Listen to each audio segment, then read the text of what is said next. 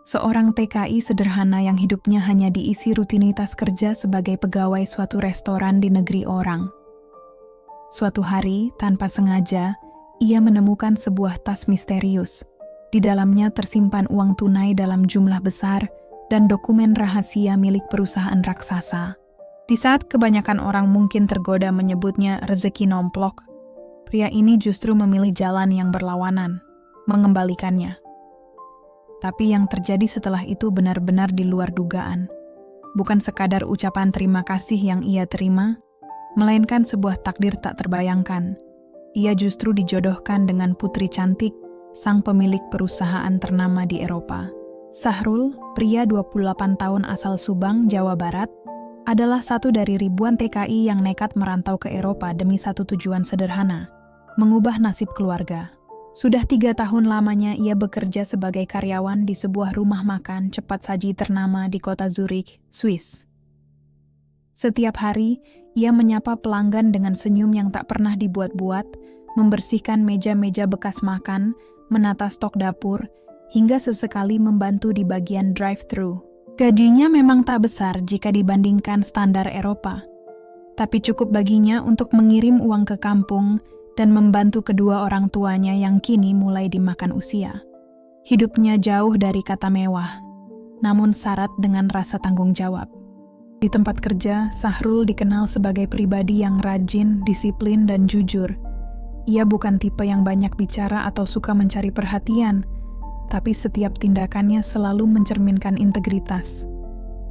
Rekan kerja mempercayainya, atasan pun menghormatinya.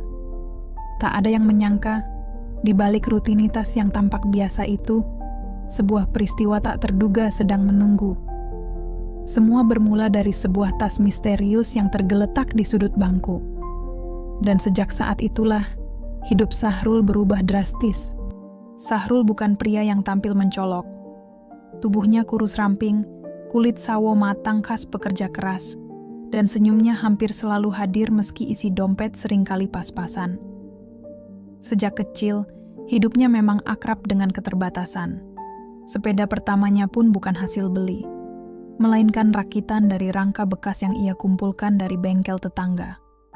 Kenangan itu masih melekat jelas di kepalanya. "Apa nggak takut ke luar negeri sendirian, Rul?" tanya ibunya kala itu, matanya berkaca-kaca di ambang pintu rumah.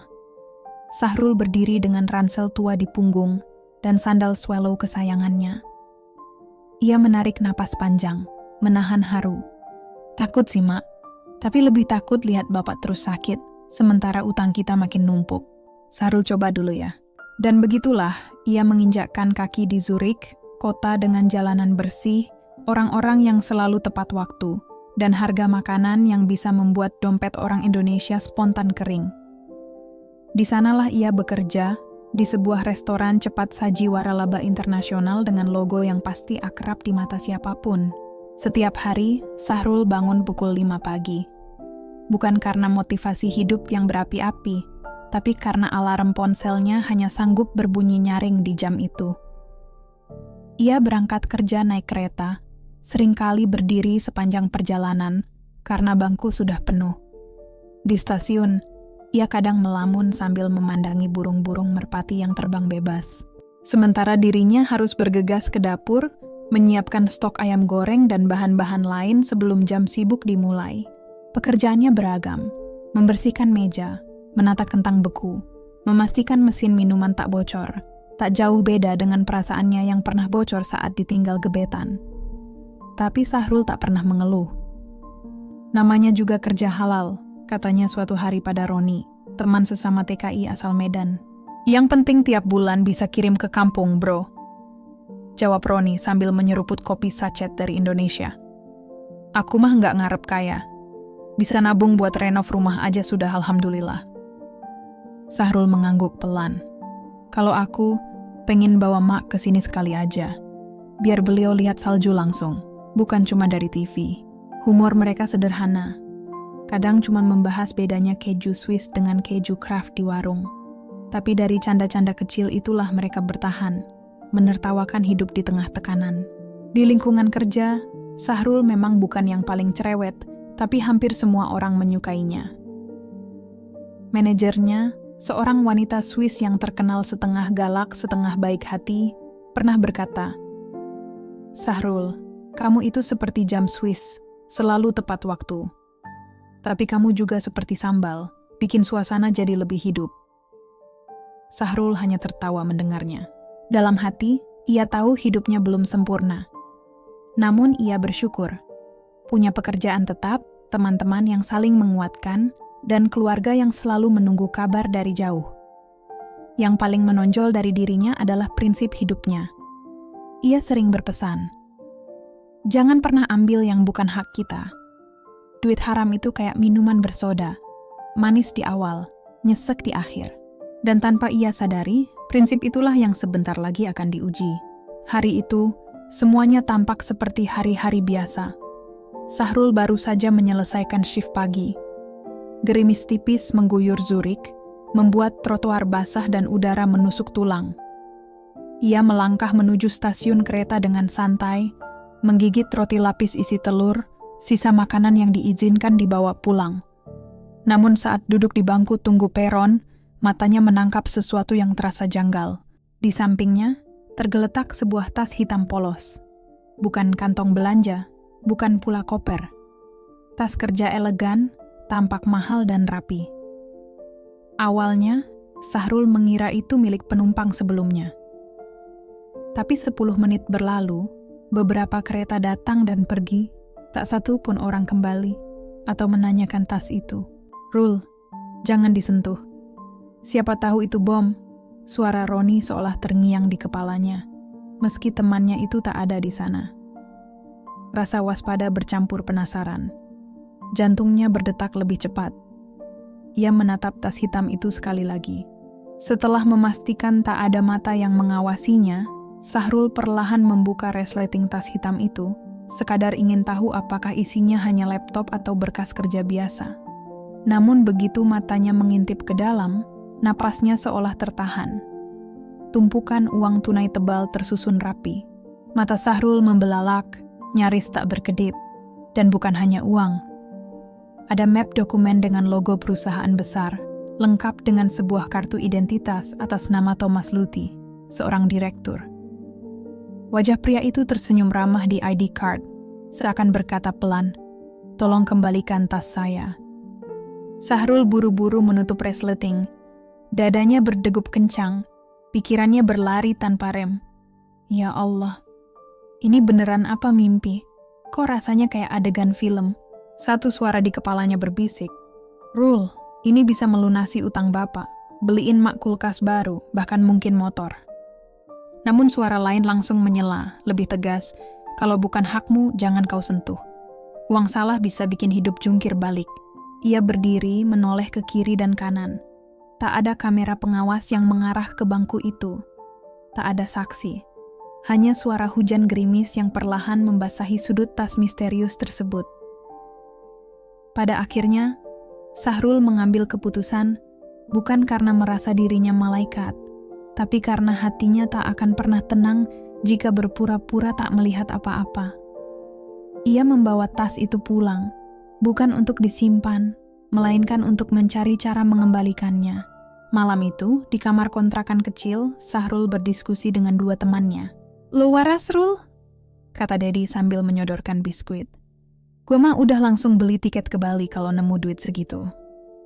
"Iya," sambung Roni. "Tapi ya, lo emang Sahrul. Kalau hidup lo jadi sinetron, penontonnya juga paham." Sahrul cuma tertawa kecil. "Gue nggak mau uang yang bikin nyesel. Kita kesini nyari berkah, bukan kutukan." Malam itu juga, ia mulai menelusuri alamat kantor pemilik tas. Tanpa tahu bahwa langkah kecil tersebut akan mengubah hidupnya selamanya. Keesokan paginya, langit Zurich masih mendung, seolah ikut menahan napas menunggu keputusan Sahrul. Dengan tas hitam di tangannya, ia berdiri di depan sebuah gedung tinggi dan megah, kantor pusat perusahaan teknologi internasional, logo yang sama persis dengan yang tertera di dokumen tas itu. "Ini pasti tempatnya," gumamnya pelan. Ia menarik napas dalam-dalam, lalu mendorong pintu kaca otomatis yang terasa terlalu mewah untuk disentuh oleh tangan kasar pekerja dapur sepertinya. Seorang resepsionis berpakaian rapi langsung menyambut. Guten Morgen, kann ich Ihnen helfen? Sahrul sedikit panik. Bahasa Jermannya belum sampai level obrolan kantor. Ia pun cepat-cepat beralih. Excuse me, I think I found something that belongs to one of your executives. Ekspresi resepsionis berubah serius. Sahrul mengangguk, membuka tas sedikit, memperlihatkan ID card Thomas Luthi. Dalam waktu kurang dari 5 menit, petugas keamanan datang, bukan untuk menangkap, melainkan memastikan semuanya aman. Setelah dicek dan dikonfirmasi, Sahrul dipersilakan masuk ke ruang tamu. Tak lama kemudian, seorang pria paruh baya berjas rapi masuk ke ruangan. Wajahnya sama persis dengan foto di kartu identitas. "Are you the one who returned my bag?" Tanyanya dengan aksen Eropa yang khas. "Yes, sir. I found it at the train station," jawab Sahrul singkat. Thomas Luthi duduk perlahan. Ekspresinya campur aduk antara kaget, lega, dan tak percaya. "You could have taken the money. No one would know." Sahrul tersenyum kaku. "But I would know." Ruangan hening sejenak, lalu terdengar tawa kecil dari Thomas. "That's the best answer I've heard in years." Hari itu, bukan hanya tas yang kembali, tapi juga kepercayaan Thomas pada kebaikan manusia. Beberapa jam kemudian, Sahrul diundang ke ruang rapat, bukan sebagai karyawan, melainkan tamu kehormatan. Ia bahkan mendapat tepuk tangan berdiri dari para staf dan eksekutif. Seorang manajer keuangan berkata, "Kalau tas ini jatuh ke tangan yang salah, perusahaan bisa rugi ratusan ribu euro dan kehilangan data penting." Tak lama setelah itu, Thomas memanggil Sahrul ke ruang pribadinya. Ia menawarkan hadiah uang dengan nominal yang bisa membuat siapapun tergoda. Namun Sahrul hanya menerima sebagian kecil, cukup untuk melunasi utang orang tuanya, dan membelikan mereka kulkas impian. "Saya tidak mau semuanya, Pak. Yang penting saya bisa pulang ke Indonesia dengan kepala tegak." Kalimat itu ia ucapkan dalam bahasa Indonesia. Thomas mungkin tak sepenuhnya mengerti kata-katanya, tapi entah bagaimana, maknanya sampai tepat ke hati. Sebelum Sahrul pamit, Thomas menepuk pundaknya pelan dan berkata, "Sahrul, integrity like yours is rare. People like you change the world in small ways." Kalimat itu terdengar sederhana, tapi tertanam kuat di kepala Sahrul. Dan seperti kisah-kisah klasik yang sering terdengar mustahil, pertemuan hari itu ternyata bukanlah penutup cerita, melainkan awal dari sesuatu yang jauh lebih besar. Karena di ruangan yang sama, tanpa Sahrul sadari, ada sepasang mata lain yang memperhatikannya dengan penuh kekaguman. Sejak kejadian pengembalian tas itu, hidup Sahrul perlahan mulai bergeser arah. Ia masih bekerja di restoran cepat saji yang sama, masih membersihkan meja, masih menyusun stok dapur. Namun kini, setiap kali masuk kerja, teman-temannya menyambut dengan candaan, "Siapa tahu besok lu jadi menantu bos besar, Rul." Sahrul hanya tertawa. Jangankan anak bos, anak warteg aja belum tentu mau sama gue. Ia mengira semua itu hanya lelucon. Tapi rupanya, semesta diam-diam menyusun rencana sendiri. Beberapa minggu kemudian, sebuah undangan datang. Makan malam bersama Thomas Luthi. Bukan di kantor, melainkan di rumah pribadinya. Sebagai ucapan terima kasih, katanya. Sahrul sempat ragu, dunia mereka terasa terlalu jauh. Tapi akhirnya ia datang juga. Tentu setelah menyetrika baju terbaik yang ia punya.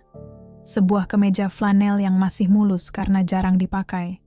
Rumah Thomas sulit dijelaskan dengan kata-kata.